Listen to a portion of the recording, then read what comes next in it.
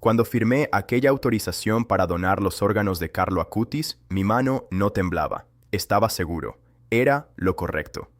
18 años después, todavía me despierto a las 3 de la madrugada repitiendo la frase que me dijeron al teléfono esa mañana de octubre de 2006. No se puede. Ninguno de sus órganos sirve. Y la razón que me dieron no figura en ningún manual de medicina que yo haya leído en 30 años de profesión. Lo que escuché ese día me hizo guardar silencio durante casi 2 décadas. No por miedo, por algo peor, porque no tenía manera de explicarlo sin sonar como un hombre que ha perdido la cabeza.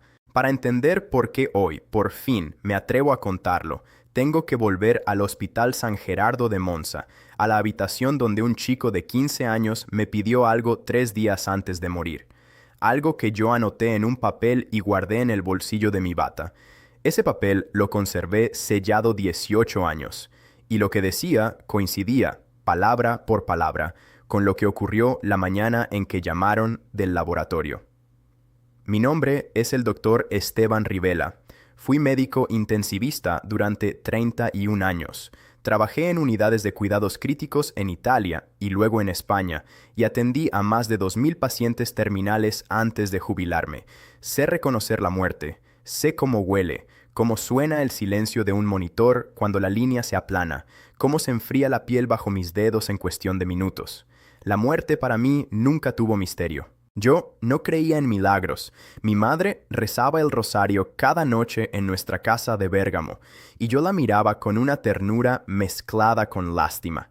Pensaba que la fe era el consuelo de quienes no entendían la biología. Estudié medicina precisamente porque quería respuestas que se pudieran medir. 3 cosas de ese octubre de 2006 no las he podido medir nunca. La primera, lo que Carlo Acutis me dijo cuando le tomé el pulso por última vez, con los ojos abiertos y la voz tranquila. La segunda, lo que el laboratorio de trasplantes encontró cuando intentaron procesar la donación. Y la tercera, lo que decía el papel que guardé 18 años y que terminé abriendo en un lugar que jamás imaginé pisar. 18 años callé. Esta noche lo cuento todo. Llegué al Hospital San Gerardo de Monza un lunes por la mañana. Me habían trasladado desde otra unidad para cubrir una baja, y no esperaba nada distinto a mi rutina de siempre. Camas, monitores, familias rotas en los pasillos. Lo conocido. La supervisora de planta me entregó las fichas. Una de ellas me detuvo. Paciente varón, 15 años, ingresado el 5 de octubre. Diagnóstico: leucemia promielocítica aguda, tipo M3. Pronóstico reservado, deterioro rápido. Yo había visto esa enfermedad antes, sabía lo que hacía, devora la médula ósea en cuestión de días. Cuando entré por primera vez en la habitación, lo encontré incorporado en la cama, con un cuaderno sobre las rodillas. No estaba quejándose, no estaba llorando. Escribía algo con una caligrafía pequeña y ordenada. Levantó la vista y me sonrió como si yo fuera quien necesitaba consuelo. «Usted es nuevo», me dijo. «¿Cómo se llama, doctor?» Le dije mi nombre, revisé los valores, y lo que vi en la pantalla me obligó a mirar 2 veces. Recuento de plaquetas, 9.000 por microlitro. Lo normal está entre 150.000 y 400.000. Con ese número, un paciente debería estar sangrando por las encías, por la nariz, hemorragias internas en marcha. Él estaba sereno, con la piel limpia, sin un solo signo de sangrado activo. Pensé que la analítica era de otro paciente. Pedí que la repitieran de inmediato. 1 hora después, la extracción nueva confirmó el dato: 9.100 plaquetas. Y la coagulación completamente alterada con un fibrinógeno por debajo de 100 miligramos por decilitro. Según todos los protocolos que yo conocía, ese chico tenía que estar en una hemorragia masiva. No lo estaba. Y lo más extraño fue lo que dijo cuando le expliqué que íbamos a transfundirle plaquetas. «No se preocupe tanto por mí, doctor. Yo ya ofrecí todo esto. Lo que me toca, lo recibo de buena gana».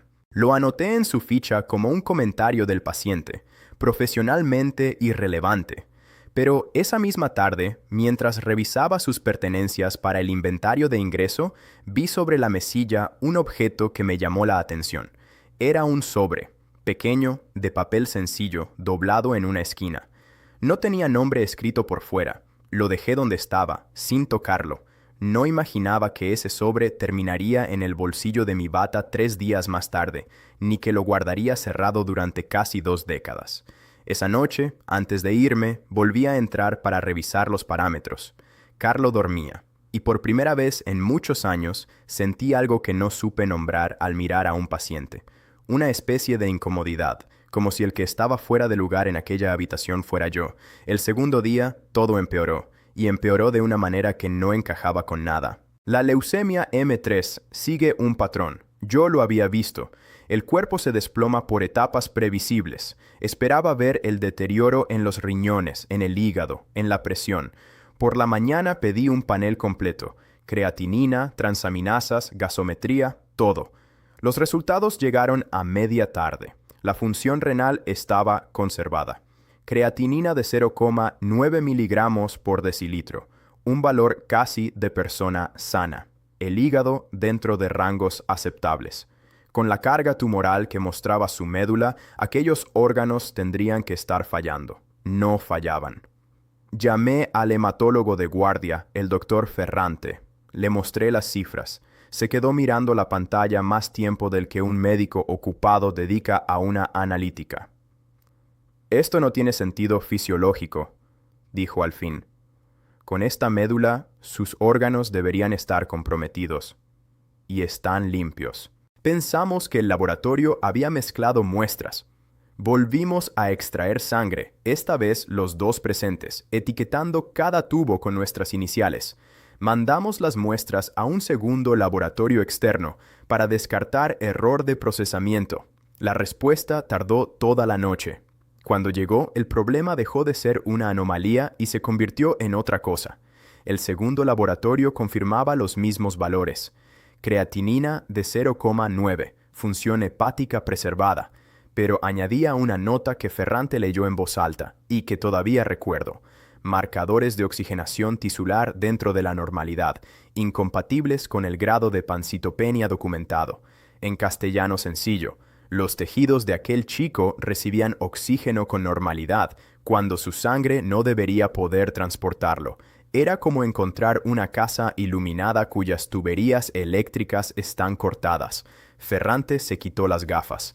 Tenía la cara de un hombre que de pronto duda de todo lo que ha estudiado. «Esteban, yo llevo 22 años en hematología. Esto que estamos viendo aquí no existe en la literatura». Yo no respondí, porque en ese momento, por encima de los datos, una idea fría me recorrió la espalda. Si los órganos de aquel chico estaban tan conservados pese a la enfermedad y el desenlace era inevitable, alguien iba a plantear la cuestión de la donación. Y yo, como médico tratante, iba a estar en medio de esa decisión. No sabía aún lo que el laboratorio de trasplantes descubriría. Pero esa noche, volviendo a casa en coche por la autopista vacía, me sorprendí pensando en el sobre de la mesilla, y en algo que Carlo me había dicho esa misma tarde, casi en un susurro, cuando le ajusté la vía. «Doctor, hay cosas que el cuerpo no manda, ya lo va a ver. El tercer día fue cuando todo se rompió. El tercer día fue cuando dejé de ser solamente un médico». Por la mañana, Carlo estaba consciente, lúcido, aunque más débil. Su saturación de oxígeno marcaba 97% sin apoyo respiratorio, otro número que no encajaba. Me senté a su lado para revisar la vía central, y entonces ocurrió la conversación que cambió mi vida y que callé 18 años. Me tomó la muñeca con una fuerza que no debería haber tenido. Me miró a los ojos, no con miedo, con una claridad que me dejó clavado en la silla. «Doctor Rivela, usted va a querer regalar mis órganos cuando yo me vaya. Es bueno que lo piense, pero no se va a poder. Y no es porque estén dañados, es por otra cosa que usted no va a entender ese día». Sentí el pecho apretado, las manos heladas, no porque fuera una frase morbosa de un adolescente enfermo, sino porque la dijo con el tono de quien lee algo ya escrito. «¿Qué cosa, Carlo?», le pregunté. «La va a entender mucho después, en otro sitio, cuando esté de rodillas en un lugar donde nunca pensó entrar». Hizo una pausa para respirar. «Apúntelo. Le va a hacer falta tener mi letra ese día». Me señaló el sobre de la mesilla. Me pidió que lo guardara y que no lo abriera hasta que entendiera. Le dije que sí solo para tranquilizarlo. Cogí el sobre, lo doblé y lo metí en el bolsillo interior de mi bata. Pesaba menos que una receta, y sin embargo, salí de aquella habitación como si llevara una piedra. Esa misma tarde, su estado se precipitó. Hemorragia cerebral masiva, una de las complicaciones temidas de la M3. Lo intubamos. La tomografía mostró un sangrado intracraneal irreversible. A las pocas horas, los reflejos del tronco encefálico desaparecieron. La exploración neurológica fue concluyente. Y a las 3:15 de la tarde del 12 de octubre de 2006, declaramos la muerte encefálica. Yo había declarado decenas de muertes. Sabía hacerlo con la mano firme, pero cuando apoyé los dedos en su cuello para la última comprobación, su piel estaba tibia, no fría. Tibia, como la de alguien que acaba de despertar. 36 grados, 2 horas después de cesar toda actividad cerebral, con su circulación ya sostenida solo por máquinas. Pensé en sus órganos conservados, pensé en lo que me había dicho esa mañana, y contra su advertencia hice exactamente lo que él predijo. Activé el protocolo de donación. Si lo que estás escuchando ahora mismo te está removiendo por dentro, déjame darte algo antes de seguir. Preparé una novena a Carlo Acutis, completamente gratuita, para que tú también puedas ponerte de rodillas y pedirle aquello que llevas guardado en el corazón. La dejé en el enlace de la descripción. Descárgala, rézala estos 9 días, y vas a comprobar que esta historia no se termina cuando termine el video.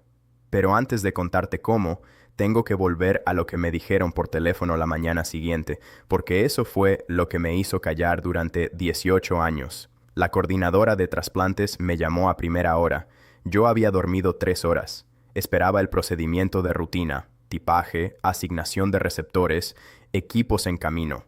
Doctor Rivela, tenemos un problema con el donante de Monza, me dijo. No vamos a poder usar nada. Pensé que se referían a contraindicación por la leucemia. Es lo lógico. Un cáncer hematológico descarta muchas donaciones. Pero ella siguió hablando, y su voz tenía un temblor que no era el de una objeción médica de manual. No es por la enfermedad de base, es por los estudios de viabilidad. Hicimos las biopsias de evaluación de cada órgano antes de cualquier extracción, y los resultados no se pueden entender. Le pedí que me explicara. Me leyó el informe del laboratorio. Las muestras tisulares del hígado, de los riñones, del corazón, mostraban una integridad celular impropia de un cadáver. Y había algo más. Las células seguían registrando actividad metabólica medible muchas horas después de la muerte encefálica certificada. Consumo de glucosa, intercambio de oxígeno a nivel celular, como si los tejidos, separados ya de toda dirección del cerebro, no hubieran recibido la orden de morir. Esteban me dijo, y noté que se le quebraba la voz. Técnicamente no podemos trasplantar tejido que sigue activo de un modo que no comprendemos. No sabemos qué le pasaría al receptor. No hay precedente, no hay protocolo. Nadie en el equipo se atreve a firmar la extracción. Me quedé con el teléfono en la mano, en silencio. Y entonces recordé, palabra por palabra, lo que Carlo me había dicho el día anterior. No se va a poder. Y no es porque estén dañados. Es por otra cosa que usted no va a entender ese día. Lo había dicho antes de morir, antes de que existiera ninguna biopsia, antes de que nadie pudiera saber el resultado de unos análisis que aún no se habían hecho. Me senté en el suelo del pasillo del hospital. Un médico de 31 años sentado en las baldosas frías con la espalda contra la pared. La coordinadora seguía hablando al otro lado de la línea y yo ya no la escuchaba. ¿A quién le cuentas algo así?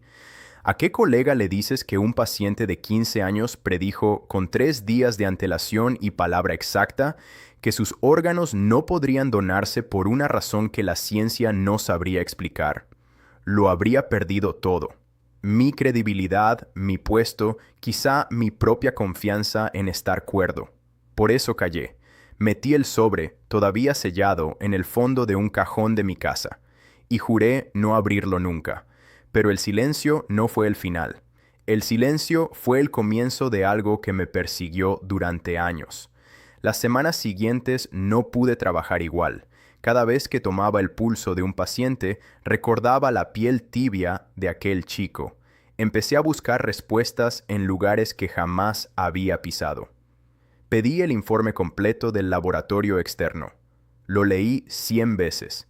Había una firma al pie, la del doctor Ferrante, el hematólogo. Lo busqué. Habían pasado 2 meses. Cuando le llamé, se quedó callado un largo rato. Yo también he estado pensando en ese chico, me confesó. ¿Sabes que pedí guardar una de las muestras congeladas? Por curiosidad científica. La revisé hace 3 semanas con un microscopio electrónico. Le pregunté qué había encontrado. Su respuesta me dejó sin aire. Las mitocondrias de esas células seguían estructuralmente intactas y polarizadas a las 72 horas. Esteban, las mitocondrias son lo primero que colapsa cuando una célula muere. En cualquier tejido cadavérico, a las pocas horas, están deformadas, rotas. Las de él estaban como las de una célula viva. Mandé las imágenes a un colega en la Universidad de Padua sin decirle de dónde venían. Me preguntó si era una muestra de un cultivo activo. Le dije que no. Se molestó. Me dijo que era imposible que un tejido muerto se viera así. 2 científicos, 2 instituciones distintas. Ninguno sabía que el otro había llegado a la misma conclusión imposible. Y el segundo, el de Padua, había añadido un dato que Ferrante me leyó con un hilo de voz. La integridad observada era comparable a la de tejidos sometidos a criopreservación avanzada, pese a no haber sido sometidos a ningún proceso de conservación. Aquello me dejó peor que antes, porque ya no era una rareza de un solo laboratorio que pudiera achacar a un fallo técnico. Eran 3 miradas independientes sobre lo mismo, y todas chocaban contra el mismo muro. Empecé a tener pesadillas, siempre la misma. La piel tibia bajo mis dedos. La frase, cuando esté de rodillas en un lugar donde nunca pensó entrar. Una noche, agotado, abrí el cajón donde guardaba el sobre. Lo tuve en la mano media hora. No lo abrí. Algo dentro de mí sabía que no era el momento, que Carlo había dicho hasta que entienda, y yo todavía no entendía nada. Volví a guardarlo. Pasaron años. Cambié de país. Me trasladé a un hospital de Madrid buscando, sin admitirlo, dejar atrás Monza. Pero la pregunta seguía conmigo. ¿Quién era ese chico? Nunca lo había buscado. Tenía su nombre anotado en mi memoria como una herida que no cierra, Carlo Acutis. Y una tarde de invierno, en 2014, decidí escribirlo en el ordenador. Lo que apareció en la pantalla me hizo soltar la taza de café que tenía en la mano. No esperaba encontrar casi nada. Un nombre, una fecha, un obituario quizá. Lo que encontré fue una avalancha. Carlo Acutis aparecía en miles de páginas. Un adolescente que había muerto de la misma leucemia en el mismo hospital donde yo lo atendí, el mismo 12 de octubre de 2006. Un chico que con apenas 14 años había creado, él solo, una página web catalogando los milagros eucarísticos documentados en toda la historia. Más de 160 casos de todo el mundo, recopilados uno por uno. Lo llamaban el adolescente de Dios, y la iglesia había abierto su causa de beatificación. Leí durante horas, vi sus fotos, era él, la misma sonrisa que me dirigió cuando entré por primera vez en su habitación, el chico del cuaderno. Encontré declaraciones de su madre, Antonia Salzano. Hablaba de su hijo con una serenidad que me estremeció. Contaba que Carlo decía una frase que repetía constantemente: «La Eucaristía es mi autopista al cielo». Contaba que el chico había ofrecido sus sufrimientos por el Papa y por la Iglesia desde el primer día de su enfermedad. Lo que me toca, lo recibo de buena gana. Esas mismas palabras me las había dicho a mí. Pero hubo un testimonio de Antonia que me detuvo en seco. En una entrevista, ella relataba que su hijo, días antes de morir, había hablado de cosas que ocurrirían después. Que Carlo le había dicho con calma que él iba a seguir actuando cuando ya no estuviera, que habría signos, y mencionaba algo que el chico repetía, que su cuerpo iba a hablar más que sus palabras. Su cuerpo iba a hablar. Pensé en las mitocondrias intactas, en los órganos que no aceptaron morir, en la piel tibia. Seguí leyendo y encontré el dato que terminó de doblarme. En 2019, 13 años después de su muerte, habían exhumado el cuerpo de Carlo Acutis para el proceso de beatificación, y lo describían como hallado en notable estado de conservación. Lo expusieron en una urna en la Basílica de Santa María de los Ángeles, en Asís, con su rostro reconocible, vestido con vaqueros y zapatillas, como cualquier adolescente. El cuerpo que yo había tocado, tibio 2 horas después de la muerte, cuyas células se negaban a apagarse, seguía sin corromperse 13 años más tarde, y entonces recordé la última parte de su frase, la que no había querido entender, cuando esté de rodillas en un lugar donde nunca pensó entrar. Yo nunca había pisado una iglesia por devoción en toda mi vida adulta. Asís estaba a 1000 kilómetros de donde yo vivía, pero algo se removió. Por primera vez en años saqué el sobre del cajón y lo puse sobre mi escritorio, a la vista. No lo abrí, aún no, porque Carlo había dicho que entendería en otro sitio, y yo seguía en el sitio equivocado. Durante esos años de búsqueda, mientras leía sobre Carlo y los milagros que él mismo había catalogado, encontré algo que desde entonces no se separa de mí. Un rosario hecho en su memoria, con cuentas en forma de pequeñas rosas, como las que aparecen en muchas de las imágenes de su devoción. No es una reliquia ni hace milagros, ni necesita hacerlos. Es, sencillamente, una manera de rezarle cada día y de tenerlo presente, de no dejar que su recuerdo se quede en una pantalla. Lo dejé en ese mismo enlace de la descripción, por si tú también quieres llevarlo contigo o regalárselo a alguien que esté pasando por una hora oscura, como lo estaba yo. Llega a cualquier país. Pero lo que pasó después, la mañana en que por fin abrí aquel sobre, todavía no se lo había contado a nadie. Lo que me llevó a Asís no fue una peregrinación, fue una urgencia. En febrero de 2020 empecé a sentirme mal. Cansancio extremo, fiebre intermitente. Como médico me hice estudios. Lo que encontraron en mi propia sangre me heló. Una alteración hematológica grave, una insuficiencia medular que requería tratamiento inmediato y un pronóstico que mis colegas me dieron con la misma cara con que yo lo había dado 1000 veces. La cara de quien no quiere mentirte pero tampoco darte esperanza. Por una de esas ironías que la vida coloca en el lugar exacto, mi hematólogo de referencia estaba en el norte de Italia.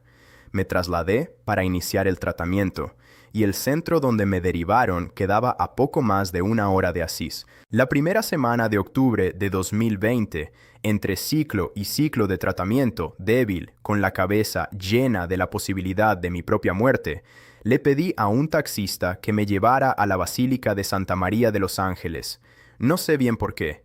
Quizá porque era el único lugar del mundo donde estaba la única persona que parecía haber sabido lo que me iba a pasar.